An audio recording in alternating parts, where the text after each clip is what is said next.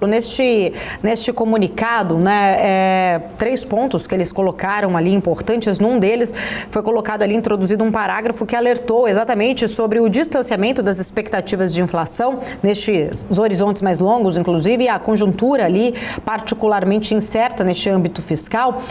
A gente tem falado muito recentemente sobre algumas preocupações em relação a uma possível alteração na meta da inflação, né? O próprio presidente Lula chegou a falar em alguns momentos de tentar, né, reavaliar essa meta também da inflação, de subir essa meta de inflação. Depois, claro, a parte técnica não foi em linha com o discurso mais político do presidente, mas tem também toda uma questão quando ele sinalizou que seria perfeito se não tivéssemos taxas de juros, e isso acaba gerando sempre muitos pensamentos de economistas em relação a essas falas. Eu queria entender, na sua visão, muito se falou aqui que o Brasil realmente é um país emergente, não teria que ter uma taxa tão baixa de inflação que a gente não consegue cumprir. A gente sabe dos riscos que se tem em subir também essa meta de inflação, né? O que poderia fazer isso sem ter realmente aí um fiscal forte ainda. Eu queria entender um pouco mais da sua visão, como que você avalia,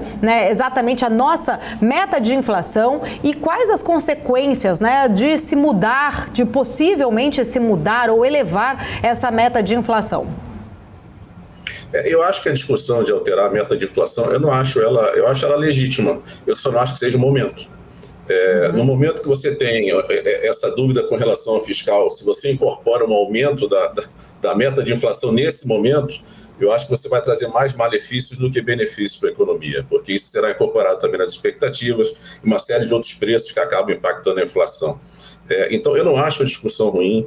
Essa discussão talvez até possa seja também aconteça em outros países também, que hoje os Estados Unidos mira 2%, a Europa mira 2%, por que não 3%? Será que isso é melhor? Será que mudou o contexto da economia? Eu só acho que o momento é ruim. Todas essas falas que atacaram meta de inflação, atacaram a independência do Banco Central também, eu acho que são falas que não ajudam em nada, são mais retóricas, mas não ajudam em nada na medida que essas falas vieram do presidente da República. Mas com relação à sua pergunta, eu não acho a discussão ruim, eu só acho que o momento é inadequado.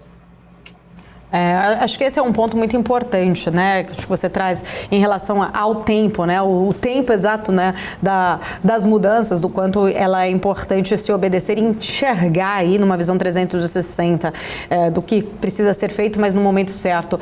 Para a gente ainda falar um pouco mais do nosso cenário aqui, eu queria entender um pouquinho se você acredita que este cenário como um todo, ele acaba reforçando ainda mais a atratividade aí na renda fixa, ou se também, né, a gente não pode deixar, né, não excluir, de repente, também bons investimentos no longo prazo, entre outras classes de ativos, mas entendendo um pouco mais da sua visão, o quanto, porque isso a gente acaba atraindo também investimentos estrangeiros por conta dessa taxa de juros. Eu queria entender um pouco mais também da sua visão em relação a isso.